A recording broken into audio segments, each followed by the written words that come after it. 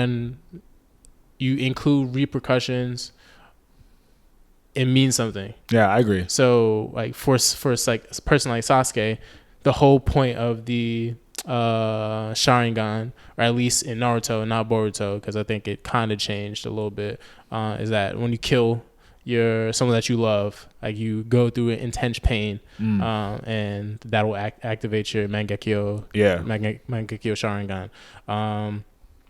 So retiring Sasuke or retiring Itachi in that way, where Sasuke has to overcome Itachi, and this has been foreshadowed for like basically the whole series. I think that's a perfect way to end someone like Itachi's character arc, because you see that he had to sacrifice his whole village despite his love for his village, also to save the leaf. He can kind of rest easy by knowing that he's dying by the hand of his little brother. That's a fact, because he also knows the hatred that he inspired in his little brother by doing this thing that he had to do. Yo, what's up, guys? Welcome to Keep It 9000 episode 166. We got the boy Akil back in the studio. You know the vibes, man. Shout out to Akil for always editing our clips and making it look very crisp and fire. The memes go crazy. So on this week's episode, what did we talk about, bro? We talked about a Vinland Saga editor and how he feels about PC culture from the West and how that impacts anime in the East. Yes, sir. Then we also talked about what we're watching right now. Akil has some words for the new My Hero Academia season. I do not like it. And we had some flowers for the brand new Demon Slayer season. We fuck with it. I love it. You know, we inspired. We also talked about anime that retire their characters or unalive their characters. Yeah. What are the repercussions of that, and the reasons why some anime do utilize those repercussions and why some of them don't. Yeah. And how that affects anime. Yeah. And last but not least, we talked about our top 10 flyest anime characters. Because we from New York, we got to put that on. Yes, sir. We got that split. So if you mess with us, lock into this episode because it's starting in 3, 2, 1. It's over 9,000! Yo, what's up? What is good? It's Keep It at 9,000. Otaku with my Brotaku. Shonen with my Ronin. Anime conversations from a NYCPOV. You know the vibes, man. We are here. It's good to see Akil. We haven't seen him on the show in a minute, bro. Facts. My boy, behind the cam. How you been, bro? I've been good. I've been editing, locked in, but good overall. Yeah. Appreciate that, bro. Where you been? I know you've been traveling the world and shit. I was just in Italy. Just got back like a week ago. I got sick after. Okay. But it was worth it. Had a great time. Shout out the bride and the groom, married now. Love y'all. Yes, sir. So what made you cut your hair? Thanks, bro. Bro had a whole fucking rebrand. It was just time. Sometimes I was feeling iffy about the hair, and I felt like that was reason enough to cut it. If I ain't love the way I was looking every day, then might as well get rid of it. I kept the locks, so if I do want to restart or reattach, I could do that later. So you feeling like Sakura made the right choice when she cut her shit off in the Chunin exam? I think so. She was tough after that. Sure. What is the feeling of having like a fresh haircut like after so long? Like, what's the first thing you noticed?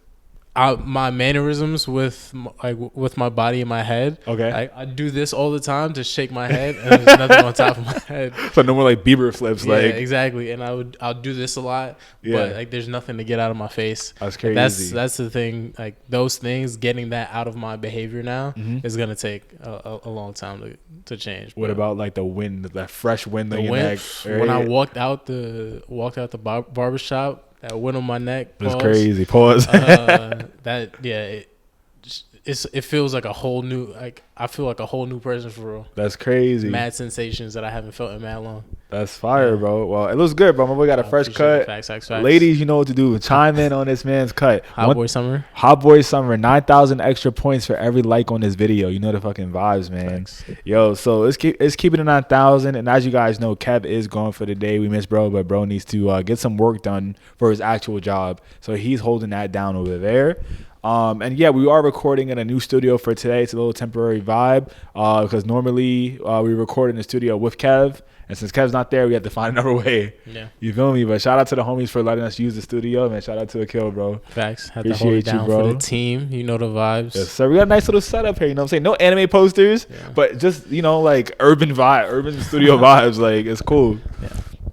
So let's get into the episode. If you like Keeping It 9,000, I need you guys to do something for me. I need you guys to follow us wherever you get your podcasts. So Apple Podcasts, Spotify, Stitcher, whatever way you listen to your podcast. Follow Keeping It 9,000 and listen to our pod. We update once a week every Friday with a brand new episode for you guys to chime into. Also, if you guys are watching us on YouTube, hit that subscribe button. We upload weekly on Sundays, sometimes Mondays. Sorry, it's kind of tough. They're doing a pod by with three homies, kind of hard. But we running through it. And then we also do clips on daily on all social media: Instagram, TikTok, YouTube Shorts.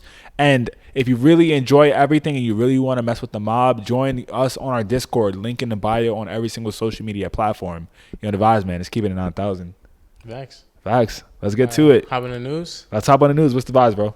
So Vinland Saga editor, I think he's the chief and editor. Okay.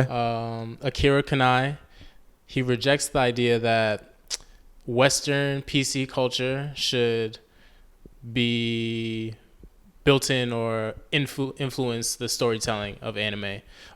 With that, he also believes that if for people that can't afford it, it's all right if they don't, or if they don't pay for manga, but I guess more accurately, it's all right if they pirate it. So I actually agree with both of the things here. I have a quote that he says. Let's see. He says, "I don't allow myself to be influenced by so-called political correctness abroad and design the works accordingly." How do you respond to that? What do you think? I think he's right. Yeah. I think that I wouldn't really want people in Japan creating their products based off our ideals and what we do in our country. Yeah. Right? The same way we don't make our stuff in accordance to other people's ideals in their countries. Yeah. We kind of did whatever. And I think that Western PC culture is also like a new advent to not even protect the people. Yeah. It's just there to be petty. Yeah. You know what I'm saying? Like, it's very weird. Yeah. Like, I'm not really messing with it for most of the media. Like, I don't know if you guys remember early days of anime, like watching dubbed anime back in the late 90s, early 2000s, there was no PC culture in that. We got our products and all right, you've seen the Ghost Stories dub. Yeah. The Ghost Stories dub is literally the best dub, like real fake abridged version of an anime you'll ever get in life because it was raw. The jokes were funny. They was talking about Michael Jackson, like obesity, racism, all that, but we didn't care because we got a great product. And it's like, yeah, we get it. Sometimes the jokes are rough. And, depending on the political climate, we understand when that can go bad. But we're just people, too. And sometimes we just want to laugh. You feel me? Like, yeah. So, I don't know. I think that we need to tone it down a little bit on the West, on the West side of the world.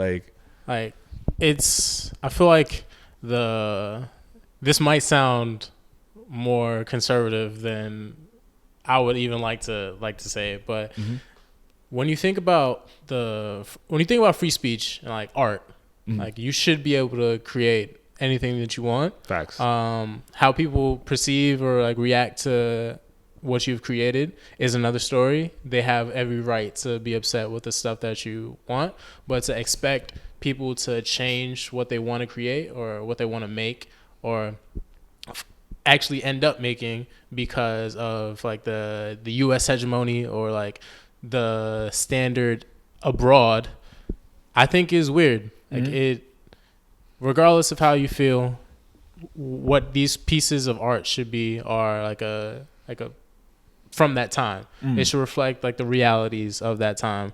If people want to criticize it or say that or have whatever opinions they have about it, that's completely fine. But I don't think it's fair for us to dictate what should and shouldn't be because we're American. For a place like Japan or really any Asian country or European country or African country or South American country. Like we shouldn't be dictating. Keep going, bro. Keep going. Antarctica. Konoha. North Pole, space, Mars. We shouldn't be dictating it. Yeah. I feel that. Everybody should do what they want. And with if you're broke, pirate and manga, yes. Let's dive into that. Like, I was broke. I was dead broke online. Even Canada still is today. I'd be allegedly. I'll be on them sites allegedly. Yeah. In reality, I think when you talk about awareness and reach, which at a certain point for a lot of these brands, like when you think about Naruto, like how much more money like are they gonna make? Maybe not. Maybe the mangaka could stand to make more money, but as like a brand, like they're milking it at this point. Like so, they've made it. Yeah. When I think about like awareness versus a couple extra dollars, I'm gonna take the awareness for the brand because now you can last maybe decades longer, generations longer, just because this is accessible for more people. Yeah. Versus if you put if it's behind a paywall, which it is behind a paywall, it just won't have as much reach. Yeah. And maybe not last as long, but if you could be on them alleged sites, you could get it, and now you can tell your homies. Maybe you got a rich homie that could support for both of y'all. No, that's a fact, and I agree, bro. Because I feel like thinking about anime, right? Like I just had my whole like Slam Dunk binge. Yeah. I don't think I would have been able to watch Slam Dunk if I didn't have Crunchyroll. Yeah. Right, which you have to pay for every month. So I mean, like, yeah, you could find streaming sites, but nothing's complete, especially for older IPs. It's really hard to find some older IPs in that same vein. So it's really tough to get access. So the fact that I have to get paywalled for access to get into anime and manga is kind of tough. Like, how can we expect it to grow if no one can really like have the access they need to get to it, you know? So I do agree that it helps out. And I also think that it helps out in the sense of like the youth. I think the youth don't have money unless they're using their parents' credit cards. They don't have bread. So how are they going to be able to be influenced to become the like anime manga buying product, like, you know, 18 to 35 like generation in the future if you don't give them anything free or give them opportunity to learn about it young? This just came into my head, like, as you say that, like, maybe you don't legalize, like, or maybe you don't always provide it for free because you do want to make money, but you don't criminalize it. Like, you got the Hokage, and then you got Hiruzen, then you got Danzo. Like, you got Hiruzen, the face of the village, and you got Danzo, the dark underbelly. He does everything that for the streets that got to be done. The pirating for the better of the anime reception in the world, awareness of anime in the world, its reach. It's probably a good thing. That people can get it if they can't access it, and in the long term, if you think about the lifelong value of a person watching or reading certain things, at some point they will have money, and at some point they will support. So Sai became a regular ninja in the Leaf Village. Kakashi was once Anbu. That's true, right? Even what's not Minato. What's bro's name? The one with the wood style. I forgot his name. I can't remember. He's so forgettable. It's so sad. Yamato. Also, you know, he became a freestanding member of the Leaf Village, but they all had roots underground. Facts. Just like manga fans, we gonna keep pushing it. You know what I'm saying? Look at us. We buying convention tickets. Exactly. We're paying for anime movies. We're paying for anime merch. Exactly. Allegedly, still we're paying to read our manga. Hey, I have Crunchyroll. I got Shonen Jump. I got all of it, but I'ma still tap into the non-means sometimes. Yeah, it's facts. No, I mean, like, that's a fact, man. So what do y'all think? Do y'all think that do you think that the Western, what is it again? Like Japan? So again, Akira Kanai rejects the idea that PC, basically American or Western woke culture, are really just the vibes. It shouldn't impact the storytelling in anime. Okay. I did read some other thing in that article. So he was talking about how, you know, we have to shape our stories in Japan based off of a global experience and not a Japanese experience. Yeah. What is your take on that? I think actually globalization just in general there's a lot of great things about it, but there's a lot of things that suck about it, and I'll keep this to New York and to be specific. Are you talking about Bed-Stuy? Yeah. When you like back in the day, you would have like slang from each borough for real. Facts. Today, like you don't really have that slang for each borough. Even honestly, outside of New York, people are talking like people from New York. So you kind of lose out on like what it means to be from this area or stuff like that. You kind of lose the uniqueness. Whether or not it needs to be that way, it probably doesn't need to be that way. It'd probably be fine if it's not that way. But like when you think about history, when you think about like people having things being like a snapshot of a time and a place from a specific period, that means that says a lot. Like you can go back and learn something about that culture. So I believe that it shouldn't. Maybe the most I see the value in some of it being for a global audience and globalized, but we should definitely try to retain as much local stuff as possible, because I agree. I don't want to lose where I'm from, or like people shouldn't feel like they're losing like their identity and stuff like that. So. That's a fact. And I feel like, like a lot of the mangaka and the storytellers, they probably feel the same way about their stories. Yeah. Like imagine if you're forced because like your publisher said that you need to create global stories. What if you just wanted to tell the story, like he said, you wanted to tell the story of a local high school girl from Japan who went to high school in the mountains and now had to transfer to school in Tokyo, in the city. That's an experience that is very unique to a set group of people, but it can still offer a global perspective of those people's lives. Yeah. You know what I'm saying? Like, if anything, let's think about us. I would love an anime or manga that talks about the experience of growing up in New York City and how that was, especially in the generation that we grew up in New York City. Yeah. You know what I'm saying? Like, that's a whole story vibe right there. You feel me? Really like, is, yeah. Imagine you walking in one day, and your powers is that you dodge and getting jumped every day. You know what I'm saying? You pickpocketing people. And you running it up. Like, there's a lot of different. You could basically do My Hero in the Hood and it'd be fire. That'd be gas. That would be gas. Yeah. Like, it's crazy. So I don't know. There's a lot of things, but I think that yes, like you cannot erase that the people's perspectives because you want to sell a globalized product. And I think that it's all just like, you got to think about like the manga industry in Japan. Yeah. Like Kodansha, I would love you guys, but like y'all have to start like understanding that the emphasis that your artist and your country have is very strong. Yeah. Like what they're doing is very strong globally, and you don't need to like westernize them to get the same results. Yeah. You know? A lot of the reason that people love anime or kind of go so hard or are weeps are because it is Japanese, which sucks to say that people are weird about it, but like that, because you are what you are, people like it. So globalizing it, you kind of are saying you're giving up the thing that makes you you. Not that people won't like the next thing, but like people like it because it's anime from Japan. Yeah, facts.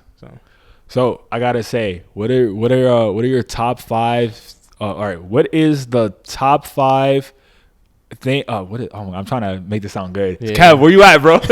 Yo, what about Japanese culture did you learn about from anime? Like your top 5 pieces of Japanese culture that you learned from anime.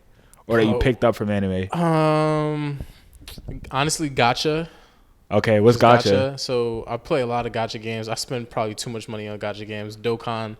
So gacha is basically gambling, more or less. Like it's typically like a freemium game. Like you can get like it's a gacha machine. You put in like a quarter or something like that. I got you. You get like a random toy.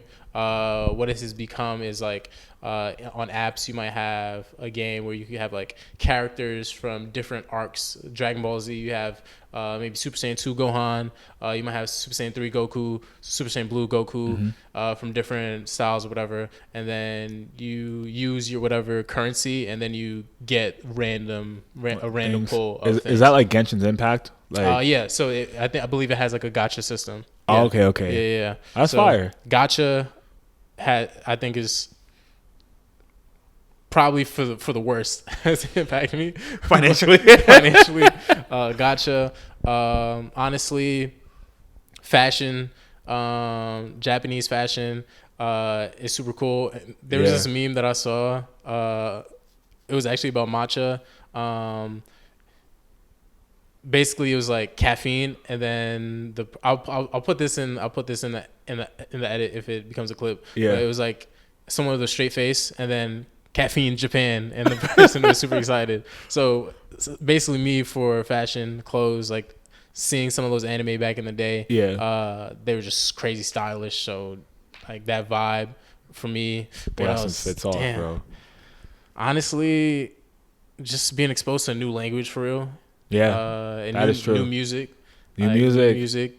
Yeah, shout out to what is it? Hitsuji Bungaku. Yeah. So they're the group that does the most recent ending for JJK. Yeah. You know that dun dun dun. Bro, I'm not gonna lie. Every time I heard that ending, I would drop a tear. Yeah. So recently, I've gone through the rabbit hole of listening to like their entire discography. Yeah. And it's cool because they were actually underground. Oh, word. Yeah, like my old roommate was saying how like no one knew about them. Yeah. Before they got the JJK tie-in. Yeah. And that really blew them up. I mean, people knew, but like if you knew, you knew. Yeah. You know what I'm saying? But like now it's like they're getting a bag. It's a huge show now. Like, yeah. So that's great for them. Yeah. And they made that song specifically for JJK. Oh yeah, they did. So yeah. I didn't realize. So like the whole we'll talk about this in a little bit, but like the system of like anime tie-ins. Yeah. Like that's like some songs are actually held, and then the company would be like, "Yo, we'll pay you money to release a song like that, but you got to change it up for us." Oh, so like Go, like We Are Fighting Dreamers. Oh, apparently that was not. They were not supposed to say We Are Fighting Dreamers.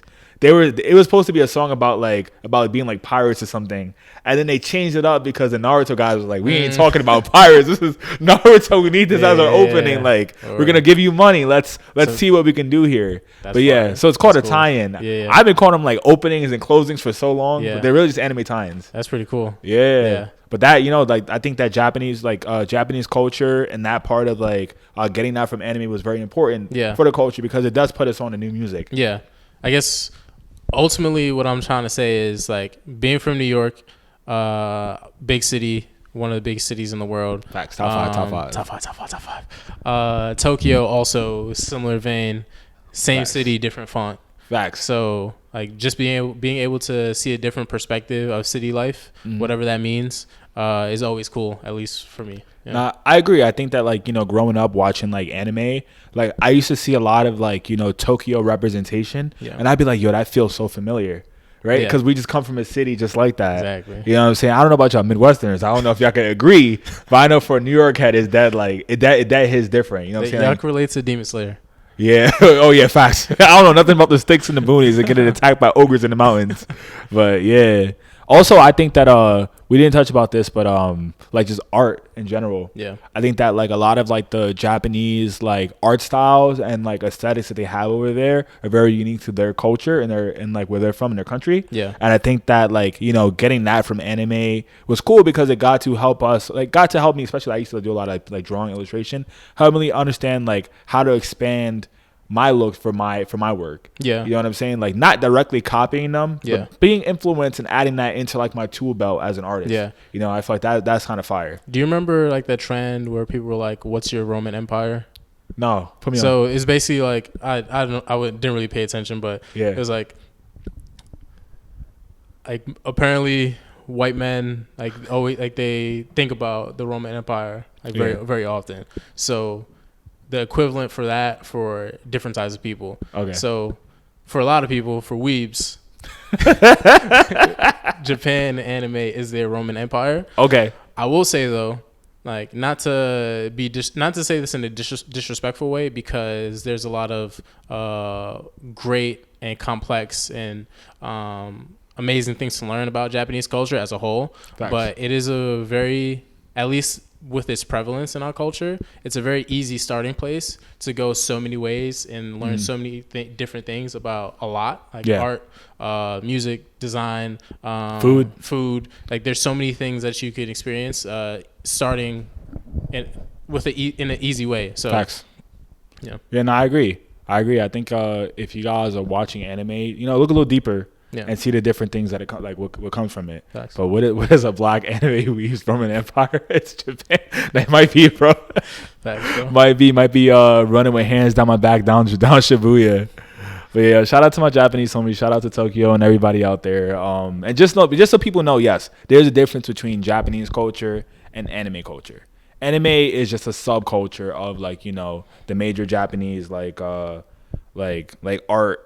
Culture and everything. Like, there's a lot that goes on with it. All right, let's get on into our next section, which is the anime review. Anime review. So what are we watching, bro? You go first, actually. Okay, copy. I feel like Yeah, nah, you go first. He got a lot to say.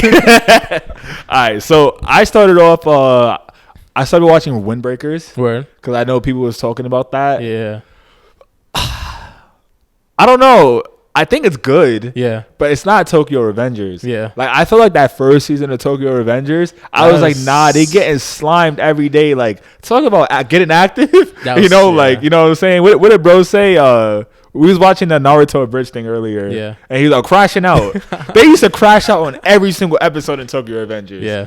And I feel like they're crashing out in Windbreakers, but for some reason, because bro is just so introspective in his head all the time, I don't feel that interested in watching it. Yeah. You know? Because I get it. Like, yeah, he's strong, and everybody else around him is strong. Everybody else. And the same premise as Tokyo Revengers. Yeah. But I feel like Tokyo Revengers, there's like a plot where the main character actually cannot throw hands. Yeah. In a world where everybody can throw hands. Yeah. And it makes it a little bit more interesting. Yeah. So I'm on episode 4. We'll see where I go with that. Word. I'm also watching Kaiju number 8, Fire. Word. I know you wasn't on that. I've been slacking. Yeah, bro, yeah. please, it's good. Yeah. Like, even like the opening is fire. Like, Word. dude, Kaiju number 8 opening is crazy. Yeah. And that's really it. I just been watching those two, plus like, you know, I'm catching up with Slam Dunk, almost done. Word. Finally, 100-something episodes. Yeah. Crazy. How's that been for you? Bro, a journey. Word. Like, I'm not gonna lie, I probably like stayed up to like 3 a.m. multiple nights in the last month, like trying to like just clear it out, bro. I miss those days where I just like binge anime until I'm about to pass out. Literally, bro. And then wake up the next morning, like 4 hours later, like, all right, time to go to work. Time to continue my 9-to-5 job, right? It's gas. I think that what I like about those shows that, like, you know, we always make gripes about is that they're slow. Yeah. It's like I get to enjoy the anime. Yeah. You know, I know nothing's going to really happen in this episode, but that's part of the mystery of it, is for me to just pay attention and enjoy the vibes. Yeah. Yeah. You know, every time I'm on this podcast, I talk about JJK. Yeah, go ahead. But not to spoil, but JJK definitely, it is one of the darker anime. For sure. And especially for that show, I wish we had more of those slow moments, those moments to appreciate. Yeah. Like, I think personally, I would love JJK filler. Yeah. Like, I would enjoy that. Oh, yeah, for sure. Because we get more of our characters that we've been wanting. Yeah. Because in the manga, they don't even give you a break. Yeah. There's no breaks. It's always on go. So yeah. I think just taking time just to appreciate the slow moments, just even in life, just you don't always got to be on go. Just slow down. Just slow down. Slow down. Like what did Bobby Valentino said? Slow down. I just want to get to know you. But yeah, like I feel that, bro. Like I feel like, especially with the new Demon Slayer season. Yeah. Let's talk about that. I'm actually a huge fan of the new Demon Slayer season. Mm-hmm. Have y'all talked about the fact that it's gonna only be 8 episodes? And we did talk about that. It's gonna be like, they're gonna finish off with movies. Yeah. So this arc is supposed to be a training arc. Mm-hmm. That's just plain and simple. There's not gonna be that much that's gonna happen in a training arc. And that's just training arcs. Unless you're saying you want the training arc to be 1 episode or 2 episodes, it's gonna be slow. With that though, there's still been really fun moments in there. There have been fighting sequences. Mm-hmm.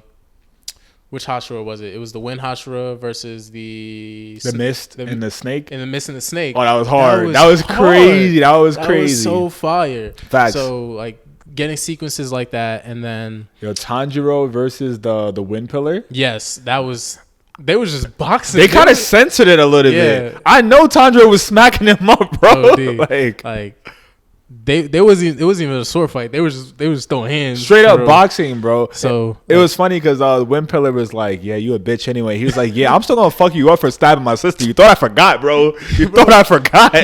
He said, basically, Tanjiro.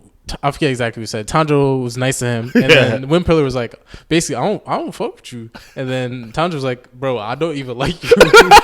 I'm just being nice. I don't even like you. I love that because it makes Tanjiro seem like a real person. Yeah. You know what I'm saying? I feel like Tanjiro is painted to be like this very happy-go-lucky character, but he's still a real guy at the end of the day. Like, bro, you really messing my fans. Like you violated my sister. Truthfully, I want to beat your ass. Facts. Keeping a stack. And then the Snake Pillar too with Tanjiro. Yeah. Yo, that was hilarious. He was like, yo, stop talking to my shorty. I'm talking to my shorty. The only reason why I'm hard on you is because you talking to my shorty. Stop playing with me. Eating her desserts, enjoying them. Yo, stop smiling. What you smiling for? Yeah, it's like there's a lot of moments that I just thoroughly enjoyed. Yeah, same. And even though I know what's gonna happen, and I've read this content before. Yeah. I'm not. It's been a while, so I can't remember if all of this is canon. Part of it's like elongated. Yeah, I feel like exaggerated. A little extra, a little anime filler. But it's good. Like it's entertaining. Mm-hmm. But so with this, I've been watching Demon Slayer and I've been really enjoying the season. I've also been watching My Hero Academia. Okay. Season 7, and my experience watching that has been the complete opposite. Tell me about it. Watching Demon Slayer. So, and maybe this is because where I stopped at the manga, I didn't finish the manga. I think the story just ended, but I am, in terms of manga, I'm currently past where season 7 is today. Okay. And likely where it might end. So to me, it feels like even just the whole My Hero as an anime, it feels like it's been going on too long. It feels like it's been lagging. When did the anime start? Bro, that anime probably started like 2013, 2014. Like that's 2024, dog. Yeah, it's been like 10 years. It's been 10 years. Yeah, people grew up on that for real. That's crazy. For real. When you look at when I think about the manga content and the anime content, based on the pacing, yeah, it feels like we got another 5 years to go of the anime. And that's kind of like the problem with like a lot of these animes too, is that I get it, like you want to be far away from your manga. Yeah. But like how far is too far? Yeah. Because like especially if you know your manga is kind of ending, you could speed it up a little bit. Yeah, absolutely. For sure. So for me, it's like, again, maybe I'm being too hard on it, and the fact that I've read this before, even though I've read with Demon Slayer before and I don't feel the same way, it just feels like it's dragging on. And I think the term is like the blue sky stuff with My Hero. I feel like the tone just doesn't match the manga. Oh, I agree. So it's just hard for me to like sit there and be entertained. And I used to watch My Hero and like actually get goosebumps and like really enjoy it. But now it's just not hitting the same. And I'm not sure if it's just because it's been so long, or just the anime has fallen off. Because I won't say the manga is bad. I won't say the manga is doing anything poorly. It's just that it's not translating in the anime, and I'm not exactly sure why that is. Yeah. But what are your top 3 My Hero moments? That's the thing, bro. I don't even know if I could really tell you my top 3 My Hero moments. Like after sitting and watching that series, like from beginning to end, I can't really say that I have anything that I'm so. Do you think it's the lag? Like for real, it's like the dragging. I think so. Like season by season. I think so. That's fair.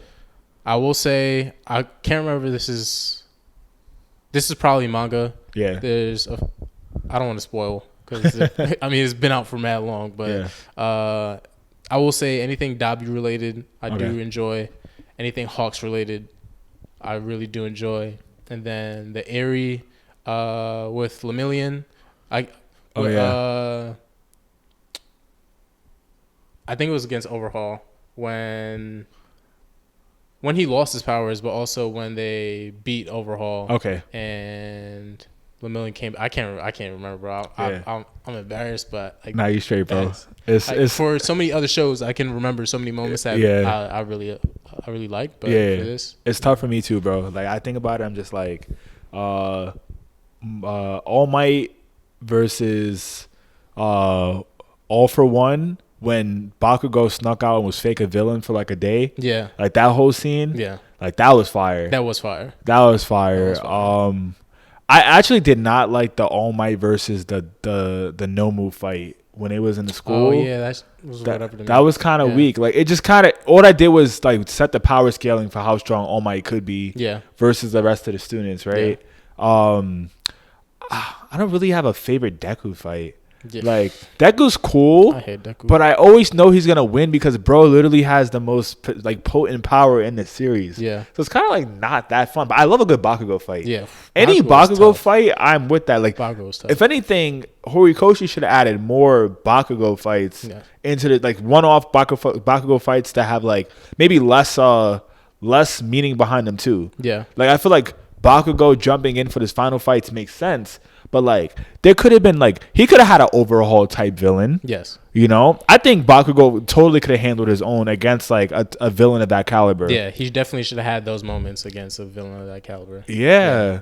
I also think like Todoroki. I love Todoroki. I think that with Shoto Todoroki, he could also handle his own against a crazy villain like that. Yeah. And I guess we have that in the movies. Yeah. Right. Like we have the second movie where they did like the fake one for all thing. Yeah. And like he like gave him his powers and Bakugo used that. Yeah. That was hard. That's technically canon, but like it's a movie. It's not the series.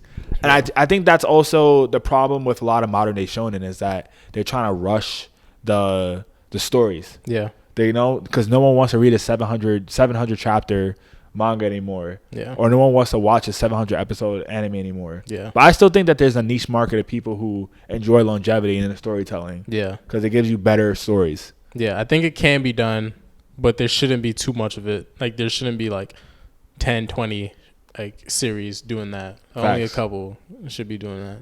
No, that's a fact. Maybe I think it's just like if there's a portfolio of like 20, just 5. Yeah. 5 out of the 20 long term. Because right now, low key, someone brought this up. I think Eileen brought it up from Anatomo. Yeah. One Piece is low key our last like long standing show of all time. Yeah. And once that's gone for real, like that generation of anime is over. Yeah. Like we are officially fully in the new generation of anime. Yeah. Is it Black Clover or Fairy Tail that was a long one? Black Clover's been going for a long time. Yeah. But I wouldn't say Black Clover is at that level of One Piece. So I wouldn't, like, even if One Piece is gone and Black Clover is still going, I wouldn't consider it as much. But yeah. I think the problem with Black Clover was that even though it was new and it was a long-standing series, the filler is just way too bad. Yeah. And like people, like unlike like One Piece or a Naruto where the filler is bad but it's forgivable. Yeah. We're at a generation where more eyes are on anime and more people are receptive of it, and the consensus overall is like we're not standing for that. We just won't watch it. Yeah. So that does worse for the IP compared to back in the days where the standard was you got to publish 52 episodes regardless. Yeah. Don't matter if the people want it. You know what I'm saying? Publish that because the manga going crazy. Facts. Yeah, now the anime has a lot to say as well as the manga. Yeah. Look at Boruto. They tried to do it. They hit like 200 some episodes of filler, and no one was really rocking with that. But the manga go crazy. The manga do go crazy comparatively. Yeah. No, it's crazy, bro. All right. Let's get into our next section. We don't have the guns today. So, J-Qual with the Apple Pencil. Akil, what's your top 5 smartest anime characters? Top 5 smartest anime characters. Jesus. Shikamaru Nara. Okay. Who is it from? Who is it? Death Note. Light. Okay, Light. Yeah. Who else is there? I should be going faster than this. Sukuna. I'll say that. Okay. Aizen. Yeah. You know, I don't think he's that smart for real, but Aizen the type of guy to be like, you thought I was smart, but actually I just planned ahead of you. And then I'll say Minato. Yeah, you survived for now. Yeah. For now, we'll come back with more. Nah, okay, cool. Now, I think that was a good list. Some notable mentions on that. I think Bakugo. Yeah, is actually a genius. He is a genius. But I also think Deku too. I think that both of them as like a pairing are very smart. Yeah. Because I think Bakugo is very like in the moment smart. Yeah. Like he's always ready. And Deku is more of a strategic planner, preparation. Yeah. Like Deku, low key, if he could actually plan the whole war, he would no villain would win. Oh, definitely. Because he would have had that joint like fully like stacked out. He would have thought about everything that could happen, every possibility. Yeah, for sure. Facts. Maybe that's Deku's like future like vibe is that like if he loses his powers, that's all he can do is kind of like plan out how to beat villains. Bro's the man in the chair. The man in the chair. That's funny. He's a Professor X, bro. Facts. Yeah, what is that? Yeah, he's the president, basically.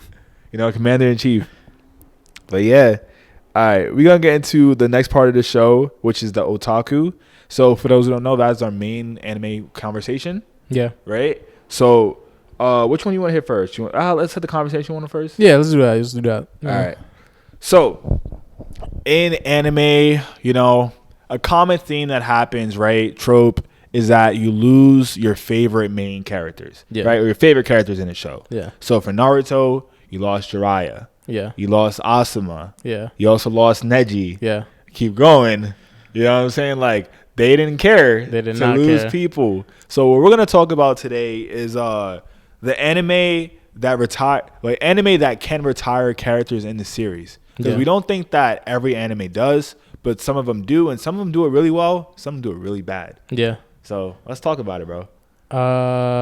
So the first anime that comes to mind, you said a couple of characters in terms of retiring characters, is Naruto, Neji. You have Jiraiya, rest in peace. You have Itachi.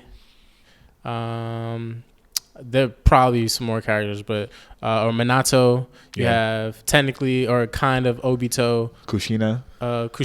Yeah. Like there are a lot of characters that pass on, or my guy. He doesn't die, but he towards the end of the series he loses his ability to fight. Yeah. Kind of even though Rock Lee can still fight, like he's alluded to potentially being able to like long term effects of him not being able to fight. Rock Lee not crashing out like my guy though. My guy's a crash out. He's bro. Super crash out. He's active. Super crash out. I think so. For me, I'm not like a hardo about this type of thing. Like I do for something like Dragon Ball. We'll probably talk about this.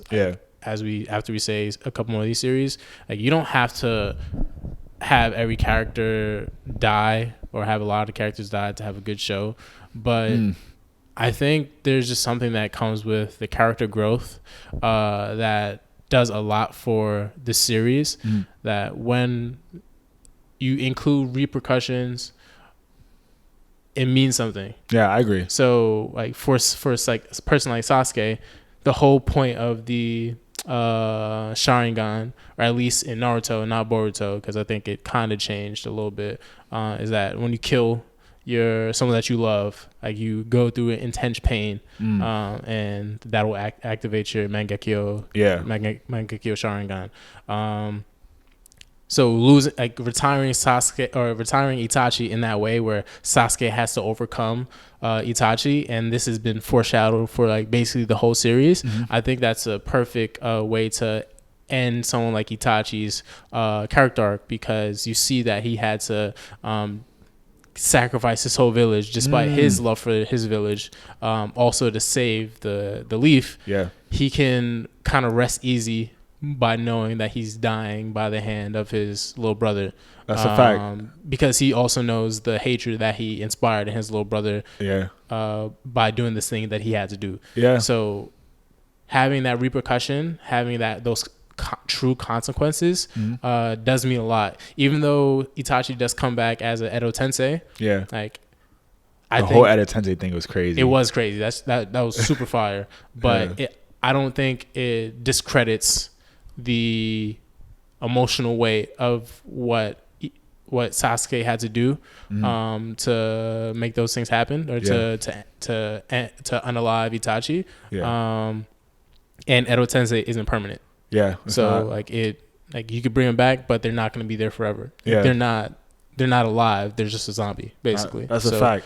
And real quick on that, like talking about like, Uchiha and like Sharingan lore, I think that pass off from Itachi to Sasuke was very like monumental too, because I think that like when you think about like Sasuke as a character, Sasuke, even though he wanted to be this hard, tough character, he didn't really unlock a lot of his Sharingan from hatred and that type of like vibe, like the same way everybody in the clan did. His was really truly more for love. Like I think he was the character to kind of like show that love is a true reason of why your Sharingan can like progress and grow. And then like when he has his daughter Sarada, it truly shows that he didn't. I mean, there's only one of him. You know what I'm saying? Like, she don't really got much options on losing people. So it's like she gets put in this position where she has to love to make her Sharingan grow. And if I don't want to spoil manga, but even in the anime, she unlocks her Sharingan from her father, like borderline about to offer. You know what I'm saying? Like she comes home and he's like, "Who the fuck is?" You know what I'm saying? Like, who is this? You know what I'm saying? But that helps her grow because she realizes, damn, maybe he don't love me. Yeah. But he did love you. He did love her, and that's how her Sharingan got even stronger. Yeah. You know, and she was able to progress as a character. Yeah. But yeah, I think that like, you know, those type of things when you add that with like mortality in a show, Yeah. I feel like it kind of brings better values to like the characters. Yeah. So for like a Sarada, for a future generational character, Yeah. the people around her and their mortalities is really going to affect her. Yeah. As a character. Yeah. You know what I'm saying? Like if Kishimoto or Ikemoto decide to off people in the Boruto series, Yeah. it's gonna have a way different effect. Yeah. Than like, you know, the original group. Yeah. No, 100%. Speaking with this example, Sarada, just knowing again with the Uchiha clan already being so limited, and probably her like closeness to death and like not having like a huge like family, like that I think that only goes to show the impact of mortality and just those repercussions and consequences. That's a and how it impacts the show. I guess on the flip side, or do you want to continue to talk about like shows that do it well, or do you want to kind of? We can do a couple more shows that do it well. I I got one. I feel like Demon Slayer Yeah. does it well. Like we have the example of, let's start up with the first death, Rengoku. Yeah. Right. I think that like that was the death that made people realize that even the strongest like people get unalived. You know, like I don't think in Demon Slayer anybody strong had gotten off on the Demon Slayer side at that point. Yeah. Like we only saw demons get bodied, and we only saw like weak people or like people who weren't even like Demon Slayers like lose their lives. Yeah. But like Rengoku, who I thought he was the leader of the Hashira. You know what I'm saying? Like it's like the typical Red Ranger trope. Yeah. Like I thought bro was like really active and the strongest. And he was. I'm not gonna lie. Yeah, he's definitely up there. Like I think he got caught off guard. It kind of wasn't fair. It's unlucky. It's unlucky. Very unlucky. Bro got caught with the third upper moon. On, that's not fair. Most of them getting smoked before the training arc. Basically, all of them getting cooked. And he held his own because let's be real. Like Tengen. Yeah. He got retired. Yeah. And he fought the sixth upper moon. Completely different from that. With help. Yeah. You feel me? Like that's crazy. Yeah. Yeah. But I think that Tengen was a perfect example of showing that like even though there is repercussions, they're not always dire. Yeah. Tengen didn't die. Yeah. But lost the eye, lost the arm. Yeah. And he lost his ability to kind of fight as a demon slayer. Yeah. I mean, he could have still fought. You know, we see the training arc. My bro still got it. He still could do a little something. Yeah. You know, I feel like he could hold his own to protect his peoples. Yeah. But he's no longer the same guy anymore. Yeah. Like, Nah, I agree. Like there is the role transition, the transition of his role from a Hashira to more of a teacher, a mentor to not only Tanjiro Zenitsu, but also like just like the I forget their official name, The but Demon Slayer Corps. Yeah, the Demon Slayer Corps. The regular Degglers. The regular Degglers. Yeah, I think it's super effective because you see like how much he does care about them as a whole and how much he would want to fight, but knows he can't do it. So I think that like that's done well. Demon Slayer does it really well. Nah, that's a fact. That's a fact. And even with the demons, I feel like, you know, we don't want the demons to win, but you got to be real. There's only 12 moons. Yeah. And it's like, I mean, I know they don't feel the same level of like sadness for each other's death, but like, come on, unaliving, but every time you see them get unalived on the show, it is sad.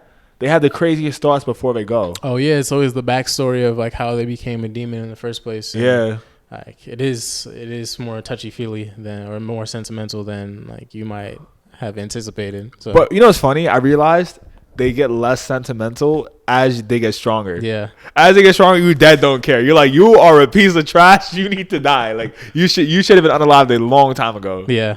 Like, oh, definitely 2. I'm pretty sure 2 for sure. Oh, two is when we get to 2, 2 is trash. Yeah. 1, honestly, one is just on the opposite sense of being the strongest demon slayer. Yeah. You know what I'm saying? Well, you guys will get to that. Y'all gonna see. Gonna see. Facts. But the last one's like 5 and 4. You know, I was just kind of like, they could have gone. Yeah. Like the guy with the pot. Yeah, I hated him. Like, Yeah, goodbye. that's facts. And then the other one, the ugly little thing that had multiple forms, Yeah. bro. His whole story, I was like, bro, please, they should have offed him a 1,000 minutes ago. You feel me? Yeah. But yeah, is there any other series that did it well? Bleach. I'm pretty sure it did it well. I'm trying to remember who died in Bleach. Ichigo's mom. Oh yeah, no, his mom, and like understanding the weight that we learned this later.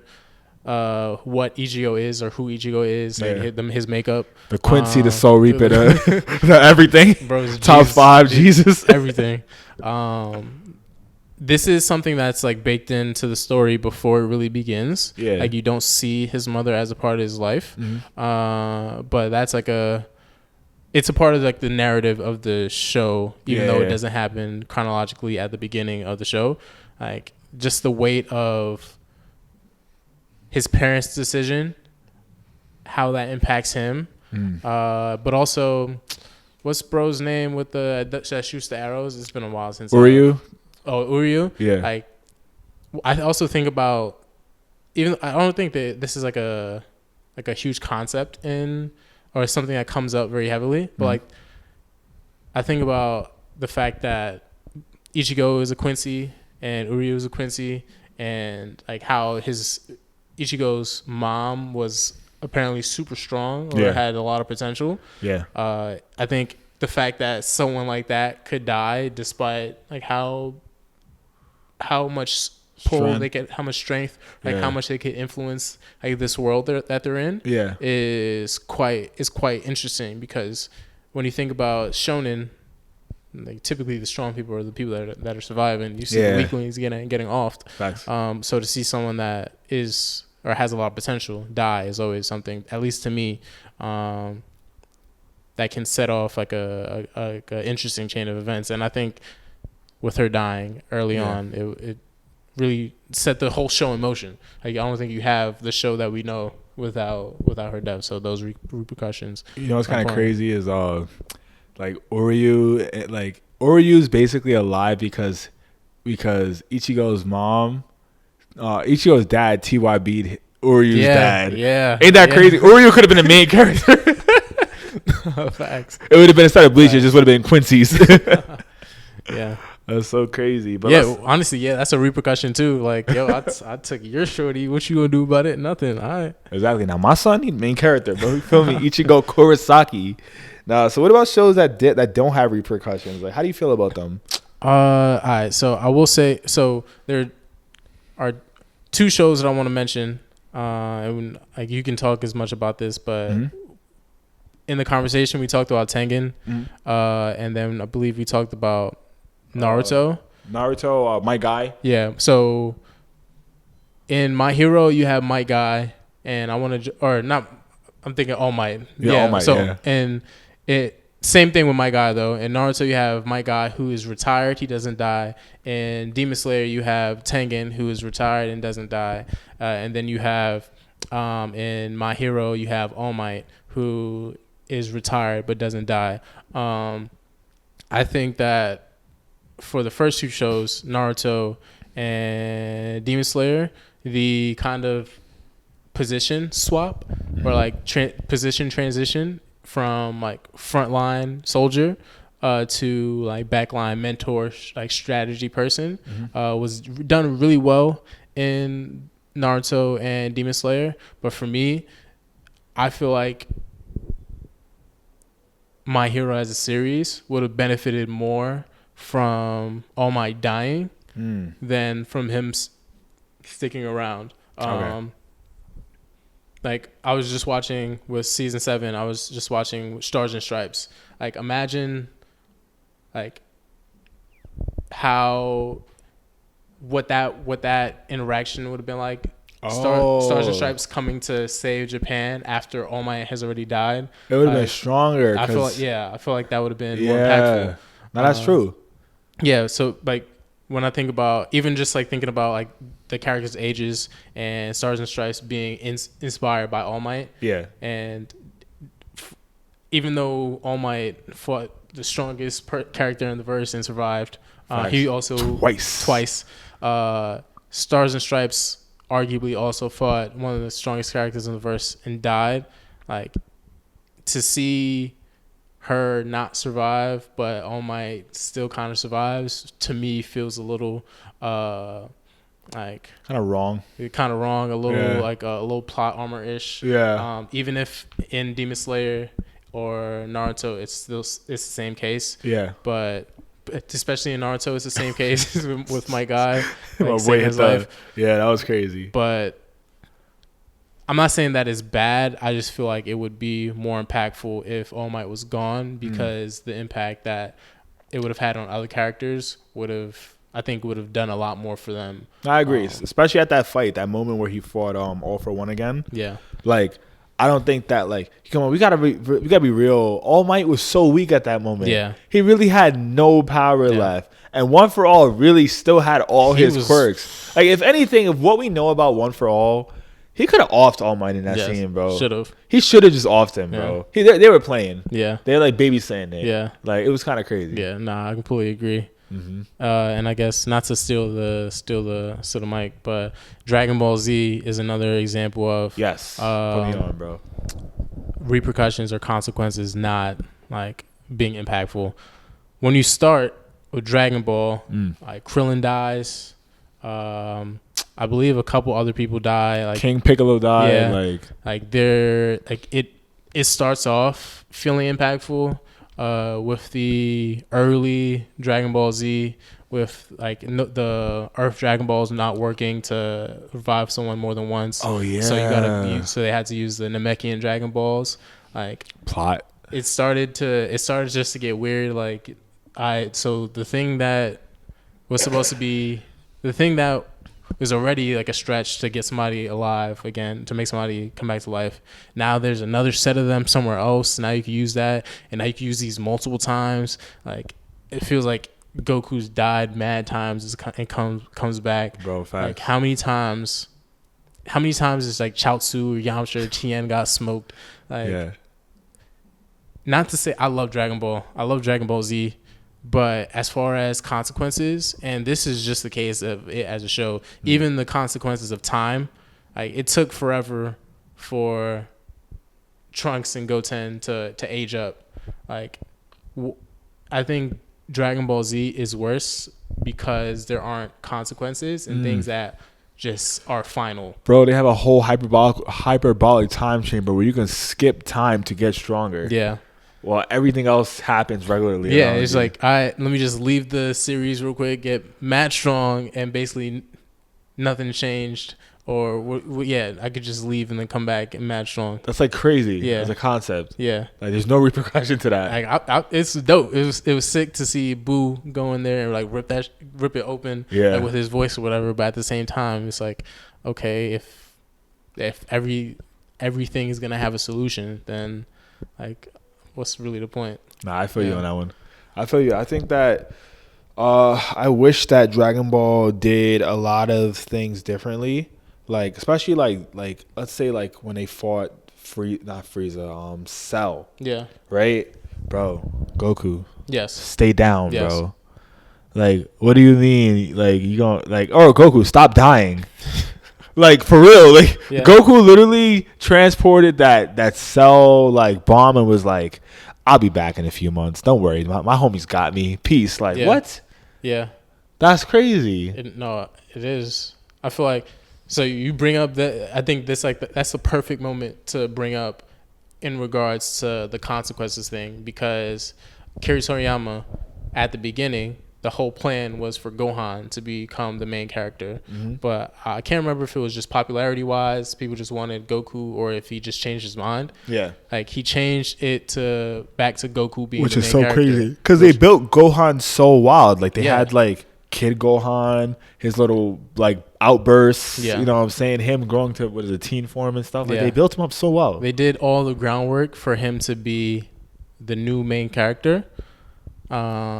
And obviously, it would be a whole different show. Like, it would not be the Dragon Ball Z we know today, or Dragon Ball franchise that we know today. But when I think about like the consequences, like, either just don't kill Goku there and just let him kill Cell instead of like Gohan do this and then ruin Gohan's character for the rest of the existence of the franchise. Nah, yeah. I think they should have gave Gohan his gangster, let Goku die, and you know what I'm saying, like let him go. Yeah. Nah, that's a fact. Yeah. I'm trying to think if there's any other shows that don't have repercussions. I'm gonna say any sports animes. Yeah.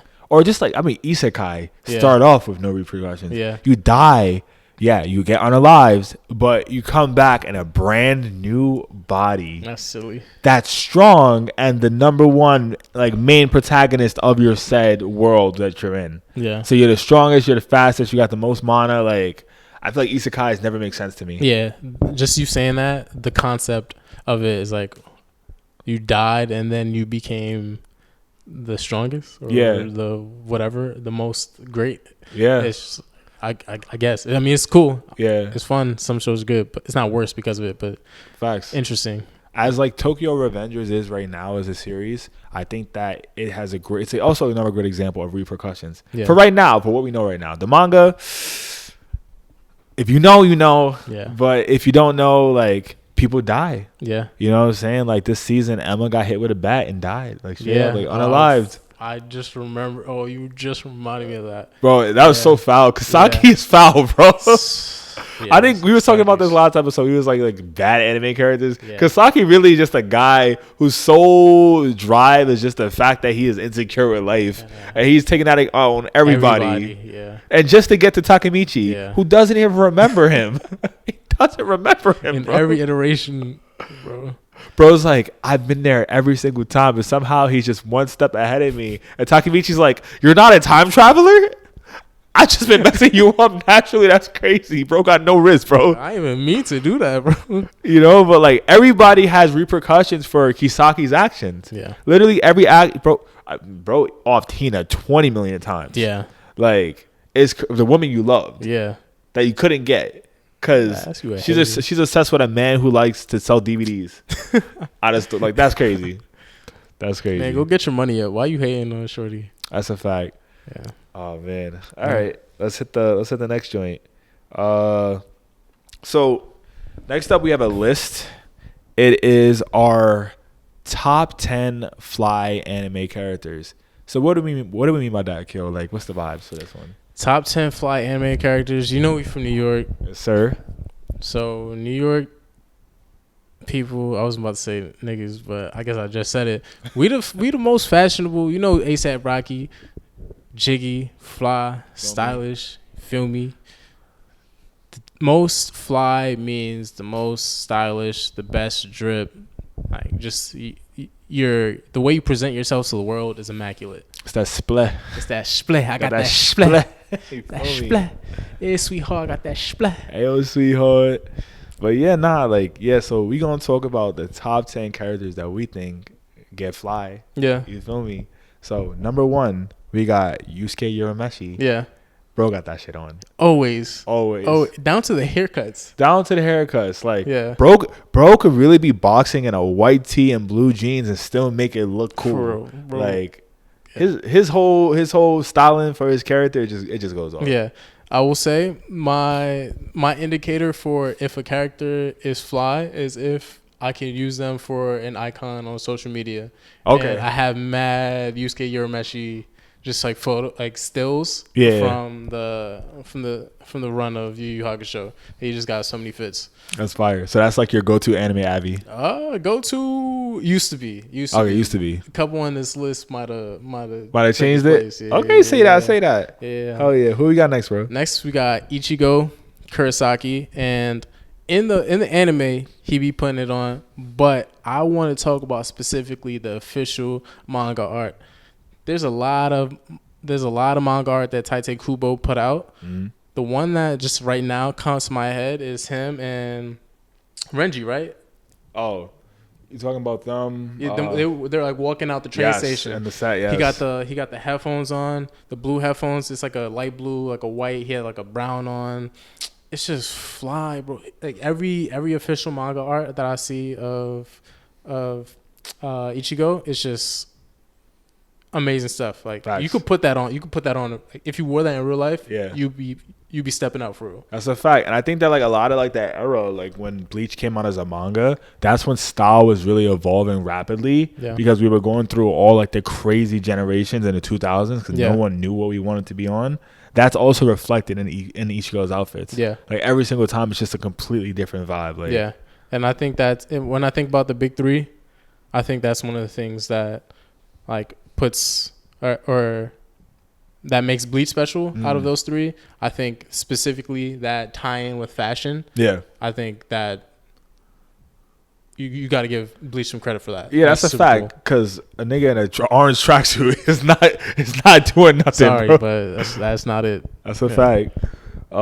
Next up, we have Yuji and Gojo from Jujutsu Kaisen. Yeah. I'll let you talk about Yuji. Yuji. So similar reason why I said Ichigo. So the official manga art, I guess starting with Yuji, he got the red hoodie under his school uniform, which I think is tough personally. He do be having that on. He got the red Octobers on. Yeah, he definitely does. But there's some official manga art. The one that I have in mind specifically is of him with like a. It's not really what's it called, like a windbreaker. It's probably something a little bit heavier than that, and it's like a blue John, and then he has like a bucket hat on. It's that art is just so tough to me. Yeah. If this is a clip, I'll drop it here. But that and there's a couple more. He's just fly. I think as like an individual character with Drip being represented, I think he became my new Avi. Okay. He supplanted Yusuke for me. That's crazy, my boy Yuji. I gotta put it up for Gojo. Yeah. I feel like Gojo's outfits are all very just black and white, legit black, white, gray. Yeah. But I feel like Gojo's one of those characters who comes from money. Yeah. Because he be really having the most expensive looking outfits. Because no one else in JJK has an outfit change. Yeah. On the show, but Gojo kind of like emulates like Killua a little bit from Hunter x Hunter. Yeah. Like in those outfit changes. Gojo reminds me of the international students. Yes. That also always come and fly like every day. Yeah. They're fly for some reason. Their gym routine is crazy, so they're all Aki as hell. Facts. Gojo puts that stuff on. Speaking of Killua, next up we have Killua from Hunter x Hunter in 1999. Yeah. So I want to make the distinction. I do like Killua from the 2014 anime, but the 1999 anime. He had the fit changes. Just with that anime style, first of all, with the fit changes, I can't remember all of them off the top, but I just like the impact that they had on me when I saw them. I was like, yeah, Young Bull got that on. He's stepping for real. No, that's a fact. I feel that because I didn't get the reference at first when people were like, "Oh, Killua got crazy fit changes." Yeah. But as I looked more into like OG retro Killua, I was like, "Oh nah." Yeah. Killua had them. He had fit changes, bro. Yeah. That's a fact. Who else we got next? Oh, the whole cast of Slam Dunk. I mean, shout out to my boy Sakuragi Hanamichi. Bro has the craziest shoe collection for someone who doesn't even know how to play basketball properly. Bro walked into the sneaker store and was like, I need basketball sneakers. Yeah. And that was back in like early 90s, late 80s, where the guy was like, we got these Reebok pumps. We got these Patrick Ewings. Yeah. And he's like, bro, I don't want none of those. I want the shoes that's on your feet. Bro had a pair of Jordan, I think it was Jordan 4s or 6s. Yeah. He ripped them off the guy's feet. Yeah. He's like, these are mine now. Sorry. That's so funny. Like, it's lit. And he did a good job playing ball after he changed his shoes. Yeah. Because bro was balling in like kill shot twos before. I think for me, when I think about Slam Dunk, like obviously it's coming from Jordan. Yeah. And like the whole sneaker like fashion culture. Like obviously this is about basketball, but when you think about the impact that Jordans have had in really just fashion in total, I would say only streetwear, but it has expanded outside of just streetwear. Everywhere, yeah. It's more than streetwear. It's like in high fashion now with the Dior and Jordans. LV. Like when you say Slam Dunk, it's like a perfect moment in time capturing like what those shoes meant to people for real. That's a fact. He was putting it on and they drew it really well. Yeah, that's a fact. And I think that like when you think about their fits, like even I think about like them like practicing in practice fits, like Rukawa be wearing like a black tee with a white tank on top. But it's just like that was the 90s, and that was the time where you just wore that to practice. You know what I'm saying? Sakuragi be balling in a black tank top. Yeah. Just like not even a basketball tank top. Bro be balling in a black beater. Like, yeah. You know what I'm saying? Like, that's crazy. But that's, you know what I'm saying? That's drip too. Yeah. Because you know how many times you play pickup ball and have to get thrown in the white beater? You feel me? Like, not a lot. A lot. Like, that's regular. Also back then too, a lot of the styling choices kind of influenced. It was weird because Slam Dunk, they had like haircuts, which was like Japan of the 90s, which was like the trunks kind of like long, kind of like bob looking cut. Yeah. Or bros was having like the pompadour joint. Yeah. But then once they started playing basketball, everybody was cutting their hair. Everybody had a buzz cut. Or bro has a temple fade. I forgot bro's name. Number 7, he has a temple fade. Yeah. Miyagi has a temple fade. Akagi has a high top fade. It's crazy. Yeah. Yeah. It's crazy. They was really putting on like black haircuts for that culture in that time. We were talking about this on the way here. It's like, just in Slam Dunk, there's so much inspiration that you could draw for your own fits. Facts. Which I think says it all. Exactly. You know, like I think that for this summer, you might catch me more black beaters. You feel me? Instead of white tees, black tees. You feel me? Might rock out the basketball shorts again. It's been a minute, but why not? Because I feel like everybody's been on like the running short, like soccer short vibe. Yeah. Might have to bring back like bring back the 12-inch basketball shorts is crazy. The baggy basketball shorts is crazy. I was gonna say basketball shorts under the pants, but yeah, the giant basketball shorts like it's the 2000s. Yeah, for fact. Under the pants was a vibe too back in the days. Yeah. That's a fact. I'm ready to bowl whenever, bro. Literally ready for any pickup game. Stop playing. Next up, we got Dragon Ball Z characters. Who we got? We got Bulma, and we got really also Big Trunks. Yeah. But Kid Trunks. Really just the family. The Breeze family. The Breeze family.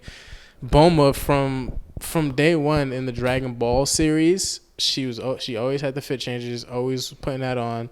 I think about when they went to in Dragon Ball Z, when they went to Planet when they were going to Planet Namek, just her fits on Planet Namek.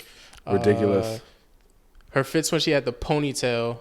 When she first got her bob, that was super hard too. Oh yeah. Even when she gets older in super, like it's like a little granny, little mom, older person fist. Still looking good to me. That's what I'm saying. I'm Team Bulma for life. Facts. Feel me? Trunks, I know, like Future Trunks has inspired. I don't know how many fashion people. Oh yeah, major facts. People say this all the time, but then Kid Trunks is put that shit on. I think even now, I saw a photo of the older version of Kid Trunks. So main timeline Trunks. I think he was wearing a school uniform, but that shit was fly. The way he puts it on, yeah. That's a good like season to read. Yeah, it's pretty good. Like the kind of like high school vibe. Exactly. It's pretty fire. That's the fact. I think that Trunks really does his thing as a character in Dragon Ball with a great style. Also, like the random, like I guess, like extra drawings of like Goku, and like his off day fits when he's not wearing the orange. Yeah. So low key, Goku got style. Low key. Yeah. Is it Chi-Chi dressing him? Like I don't know, bro, because Chi-Chi don't be putting it on like that. Nah, Chi-Chi be wearing the same thing every time. But Goku must be having the bomber jackets on. You might get it from Piccolo, low key. Oh, because Piccolo had it on too. We can't forget Grandmaster Wave King Piccolo. We got the full 360s under the kufi. Oh, D. Nah. Spinning. And then, lastly, Dragon Ball Z, the Bodman shirt.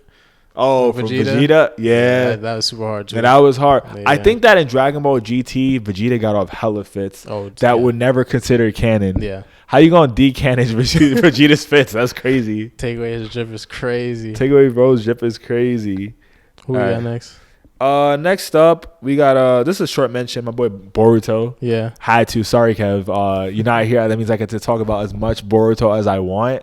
Boruto got that shit on in the new Two Blue Vortex like manga. So actually just that first cover that exposed his new like renovated look to everybody. Yeah. Boruto looked like he rocking like Margiela from like 1996. Like Facts. He really got that drip on. Bro got some buttons unbuttoned down to like his chest. Yeah. He got that. He got the cape on.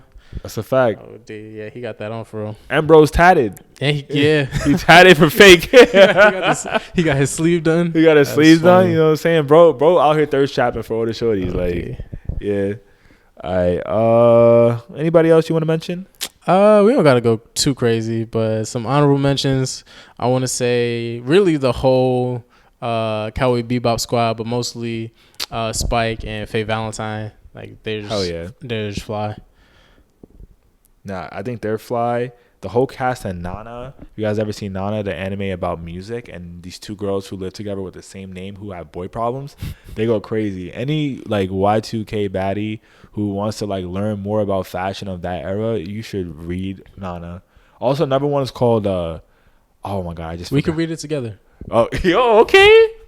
I forgot this other one. I think it's called like Laid some shit. Unhinged Laid. I don't know. But it's like apparently it's like the cyber goth like Y2K anime inspiration piece. When I remember it, I'll put y'all on. But this I was watching like the opening on YouTube the other day and I was like, okay, I see the vibes and how this can influence like that type of fashion like in that space.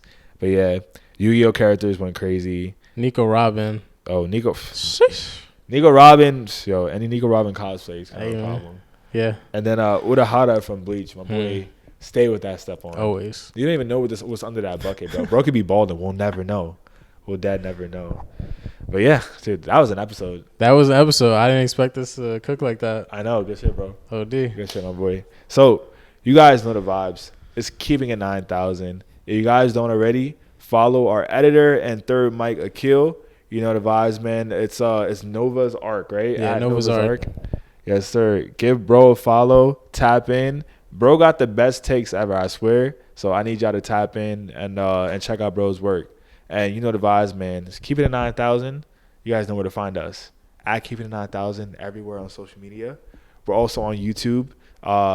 If you guys are watching us on YouTube, please let us know how we did in the comments. Also, give us a thumbs up if you liked the video.